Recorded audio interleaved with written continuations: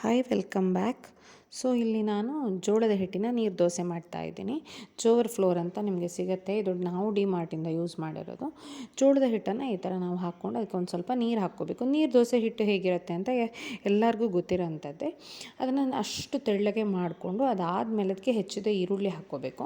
ಯಾಕಂದರೆ ಬರೀ ಜೋಳದ ಹಿಟ್ಟು ಟೇಸ್ಟ್ ನಿಮಗೆ ಇದಾಗುತ್ತೆ ಅಂತ ಆದರೆ ಸ್ವಲ್ಪ ಹೆಚ್ಚಿದ ಕರಿಬೇವಿನ ಎಲೆನೋ, ಕೊತ್ತಂಬರಿ ಸೊಪ್ಪು, ಹಸಿಮೆಣಸಿನ್ಕಾಯಿನೋ ಏನು ಬೇಕೋ ಅದೆಲ್ಲ ಹಾಕ್ಕೋಬೋದು. ನಾನು ಒಂದಷ್ಟು ಕರಿಬೇವಿನ ಎಲೆನ ಹಾಕ್ಕೊಂಡಿದ್ದೀನಿ, ಹಾಗೆ ಈರುಳ್ಳಿ ಕೂಡ ಹಾಕ್ಕೊಂಡಿದ್ದೀನಿ. ಒಂದು ಸ್ವಲ್ಪ ಉಪ್ಪು ಹಾಕ್ಕೊಂಡು ನಾನು ಕಬ್ಬಿಣದ ತವಾನೇ ಯೂಸ್ ಮಾಡೋದು.